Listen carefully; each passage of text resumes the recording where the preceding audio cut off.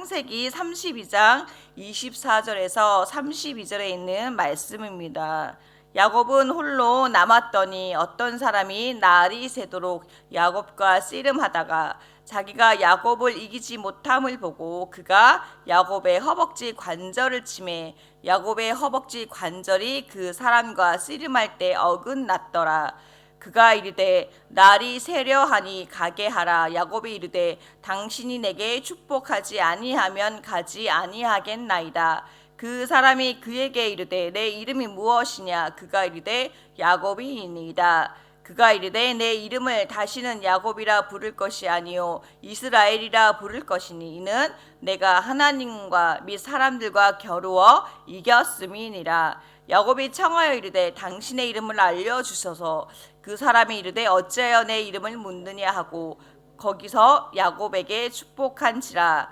그러므로 야곱이 그곳 이름을 브니엘이라 하였으니 그가 이르기를 내가 하나님과 대면하여 보았으나 내 생명이 보존되었다 함이더라. 그가 브니엘을 지날 때 해가 돋았고 그의 허벅다리로 말미암아 절었더라. 그 사람이 야곱의 허벅지 관절에 있는 둔부의 힘줄을 쳤으므로 이스라엘 사람들이 지금까지 허벅지 관절에 있는 둔부의 힘줄을 먹지 아니하더라. 아멘.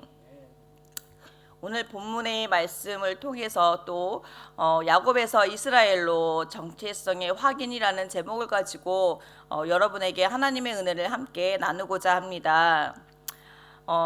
여러분, 아기가 태어나면 부모님들은 아기에게 이름을 지어줍니다. 부모가 그 지어준 이름이 그 아이의 정체성을 말해주기도 하죠. 성이 무엇이고 이름이 무엇인지 그 아이의 이름을 정해줄 때 그 아이는 자기의 이름을 듣고 부모님이 부를 때 네 하고 반응을 합니다. 그렇기 때문에 그 이름은 평생 그 아이를 따라다니기 때문에 아이의 이름을 잘 지어 주어야 합니다. 우리는 보면 평소에 아니면 그 시대에 이름들이 유행하는 이름들이 있습니다. 옛날 어른분들의 이름들은 무슨 자자로 끝난다거나 아니면 복자로 시작되는 그런 이름들이 많이 있었습니다. 또한 저희 세대보다 좀 어린 세대 그 부모들은 이름들 아주 이쁘게 짓기도 합니다. 별이라든지 하늘이라든지 이렇게 이름을 짓기도 하지만 얼마 전에 저희 집에 제가 다녔던 교회 성도분들이 저희 집을 방문한 적이 있습니다. 제가 그 아이가 1살 때 봤었는데 그 아이가 벌써 5살, 6살이 되었더라고요. 그 아이의 이름이 별이었습니다. 내가 그 아이의 이름을 듣고서 너 이름 참 이쁘다라고 말을 해주었죠. 그래서 근데 그 순간 제가 어떤 생각이 들었냐면 어렸을 때는 이름이 이쁜데 커서 어른이 돼서 만약에 할머니인데 별이라고 그러면 좀 이상할 것 같긴 하다라고 그 친구에게 얘기를 해주었더니 그러네요 이렇게 얘기를 하더라고요. 이만큼 우리는 이름을 이쁘게 지으려고 하기도 하고 또 이름에 그 의미를 부여해 주기도 합니다. 또 제가 알던 목사님 사모님께서 저에게 또 이런 조언을 해주시더라고요. 그때는 제가 큰 아이만 있었을 때였는데 아이를 낳으면 제발 성경에 있는 이름으로 이름을 짓지 말아라. 그래서 제가 왜요? 그렇게 물었더니 성경에 나오는 이름으로 지었더니 삶이 너무 힘들다 이런 말씀을 해 주시더라고요. 그래서 그냥 평범하게 짓는 게 좋을 것 같아라고 사모님이 그 말씀을 해 주셨던 것들이 제가 설교를 준비하면서 기억이 났습니다. 그렇습니다.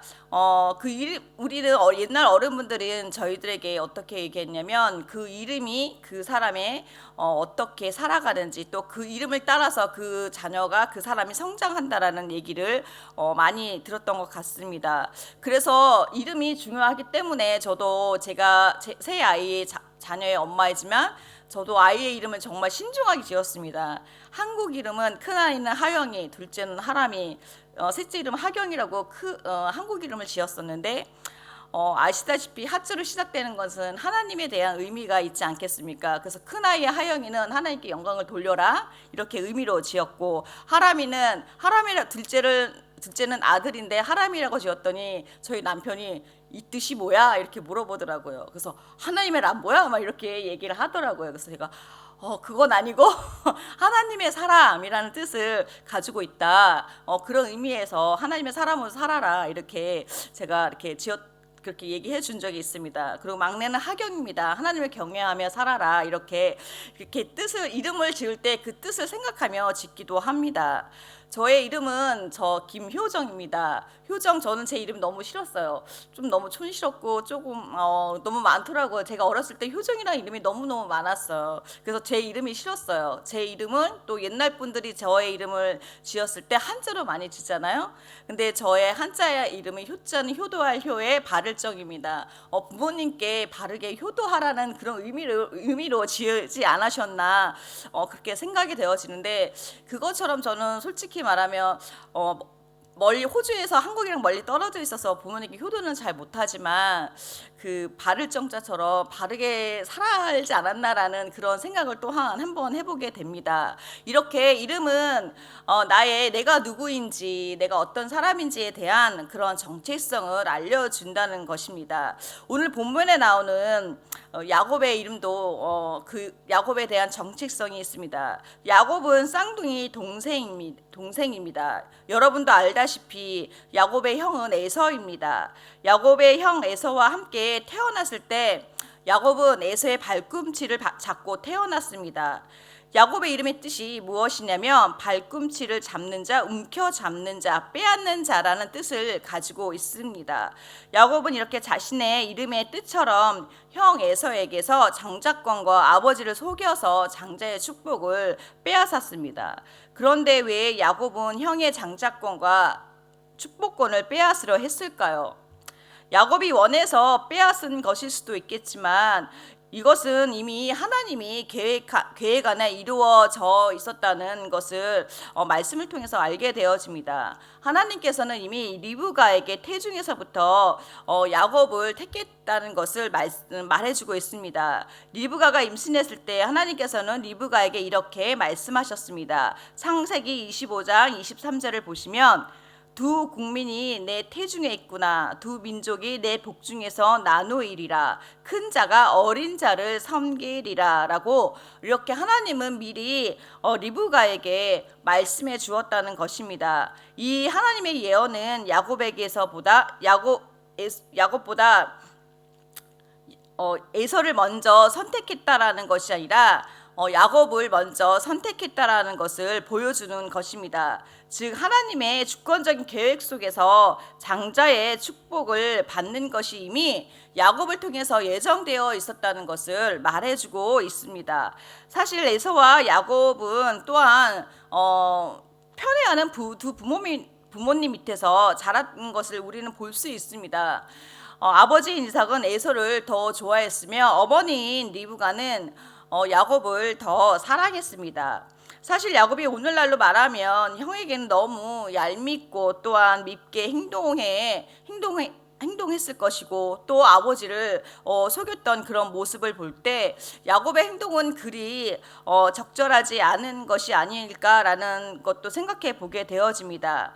야곱이 그렇게 행동한 것에는 분명 엄마의 또한 행동에 지침이 있지 않았을까 생각해 봅니다. 리브가가 야곱에게 그렇게 행동하도록 시킨 것은 또한 하나님이 자신에게 말씀하신 약속을 기억하고 야곱에게 그 예언이 이루어져야 하기 때문에 야곱에게 또한 옆에서 코치를 해주며 아버지가 형한테 팥죽을 쓰는 것, 그 다음에 아버지를 속여서 축복을 받는 그런 모든 것들을 아마 어머님이 옆에서 이야기해 주지 않았을까 생각을 해봅니다.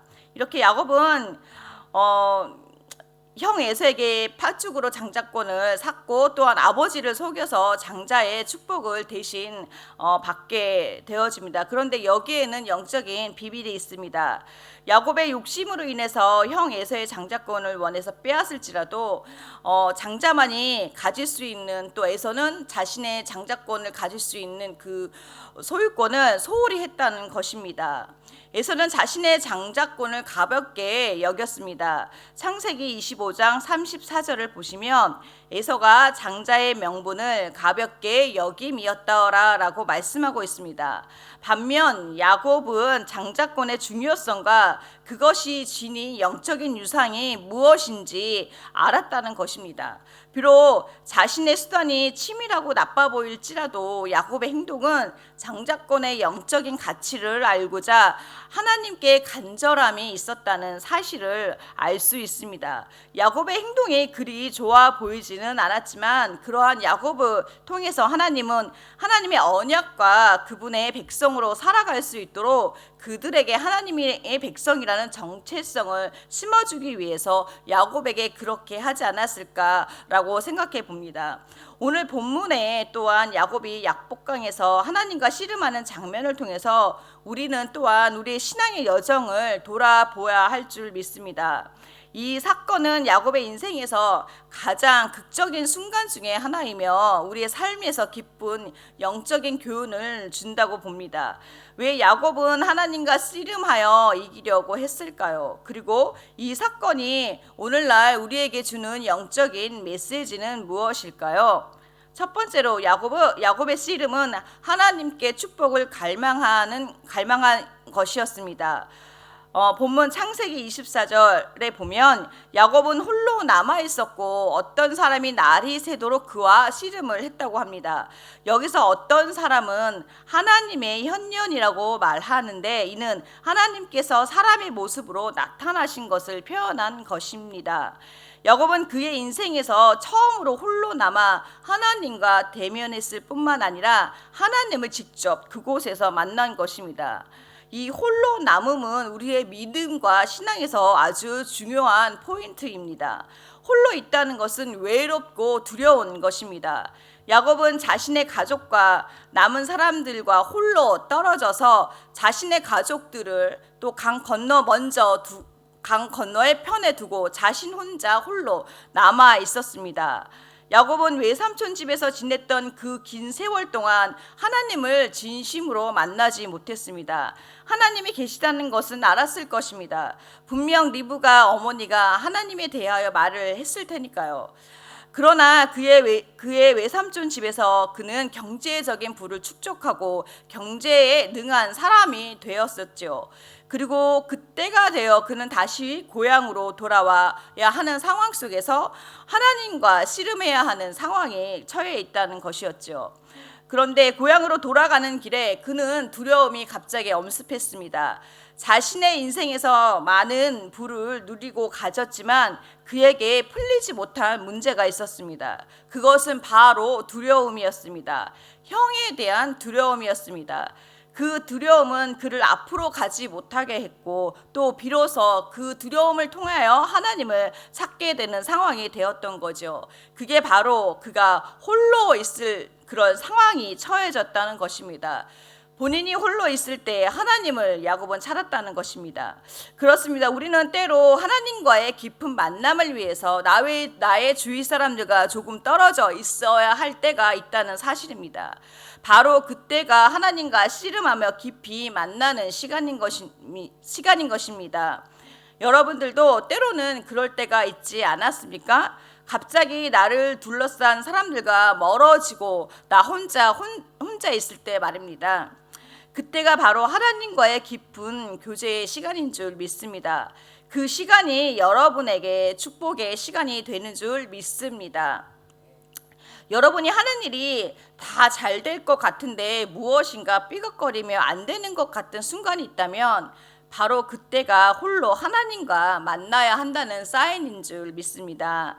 그러한 사인을 바로 알아차리시고 또 하나님 앞에 무릎 꿇고 기도하는 여러분이 되시기를 축복합니다. 성도 여러분, 여러분의 인생의 여정 속에서 하나님과 씨름하면서 그 시간이 또 하나님의 깊이 만나는 시간이 되어야 할 줄 믿습니다. 창세기 32장 26절에서는 하나님은 날이 새려하니 나로 가게 하라라고 말씀하지만 야곱은 축복하지 아니하면 가지 아니하겠나이다라고 말을 합니다. 야곱의 삶은 늘 자신의 힘으로 무엇인가 쟁취하려는 삶이었습니다. 그는 형 에서에게서 장자권을 서고 빼앗았고 외삼촌 라반과도 끊임없이 부를 축적하기 위해 경쟁했습니다. 하지만 이제는 더 이상 자신의 힘이나 속임수가 아닌 하나님의 축복을 간절히 구하고 있다는 사실입니다. 여러분, 우리도 종종 나의 능력과 방법으로 인생을 살아가려고 합니다. 그러나 진정한 축복은 하나님께로부터 온다는 사실을 믿어야 할 줄 믿습니다. 여러분의 인생 가운데 하나님의 깊이 만나며 축복된 인생이 되기를 축복합니다. 두 번째로 야곱은 이름이 변화되었습니다. 이는 야곱의 정체성의 변화입니다. 즉 이스라엘의 백성의 정체성은 하나님의 거룩한 택함을 받은 민족이라는 것을 이스라엘을 통해서 야곱을 통해서 하나님은 말씀해주고 계신 것입니다.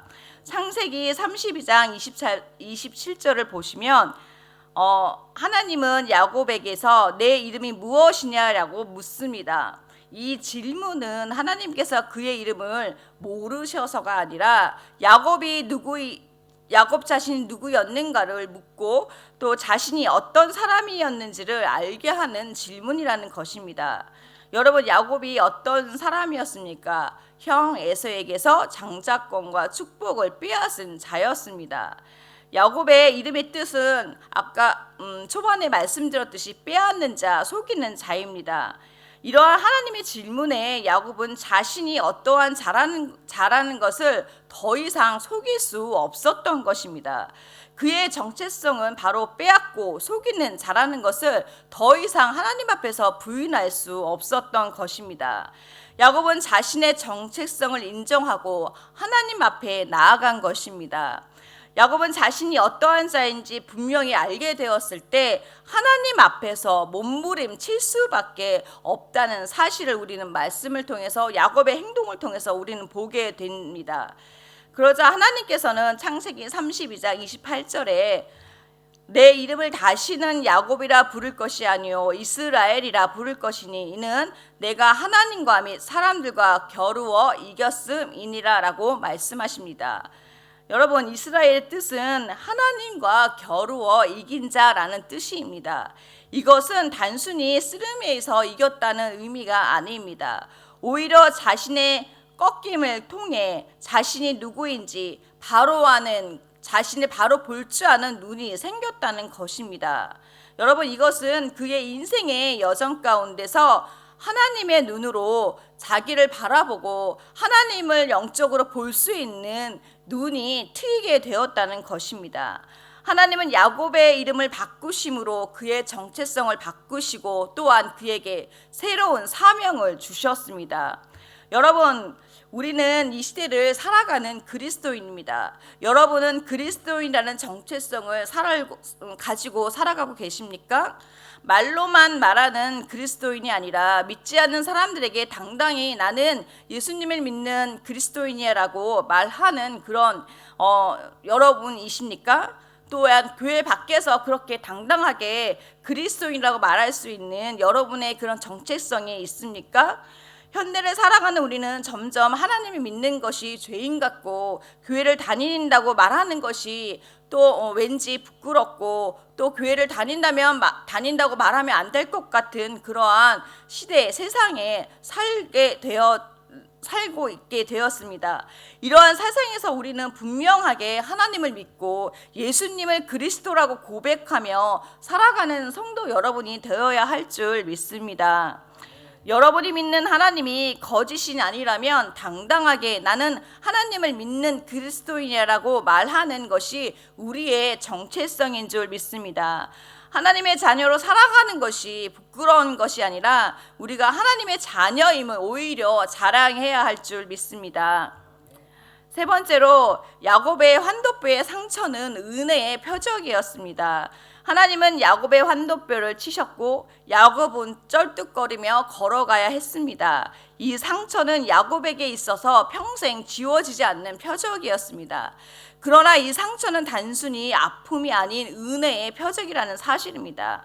하나님을 대면하고 나서 쩔뚝거리는 그 발걸음은 그의 힘이 아닌 하나님의 은혜로 살아가야 한다는 것을 보여주고 있는 것이지요.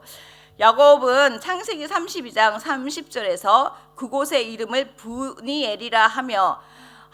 분이엘이라고 하고 내가 하나님을 대면하였으나 내 생명이 보존되었다라고 고백합니다. 이는 하나님의 은혜와 자비가 아니었다면 결코 있을 수 없는 일이라는 사실이죠. 여러분, 우리에게도 신앙의 여정 가운데 겪는 상처와 흔적들이 있습니다. 그러나 그 상처는 부끄러움이 아니라 하나님의 은혜의 증거를 표현하는 상징이 되는 줄 믿습니다. 우리가 쩔뚝거릴지라도 그 은혜를 의지하며 걸어가는 성도 여러분들이 되시기를 축복합니다. 마지막으로 야곱의 씨름은 우리의 씨름입니다. 우리는 인생의 여러 순간에서 하나님과 씨름하기도 합니다. 그러나 진정한 승리는 우리의 힘이 아닌 하나님께 온전히 항복할 때 주어지는 은혜인 줄 믿습니다. 하나님은 우리의 이름을 바꾸시고 새로운 정체성과 사명을 우리들에게 주셨다는 사실을 믿으시기 바랍니다. 오늘 이 시간 하나님 앞에서 우리의 본 모습을 고백하고 하나님의 축복이 우리에게 임하길 기도합니다. 야곱이 그랬던 것처럼 우리도 하나님과 씨름을 통해서 새로운 이름 또 새로운 삶을 살아가는 성도 여러분들이 되시기를 간절히 소망하고 축복합니다.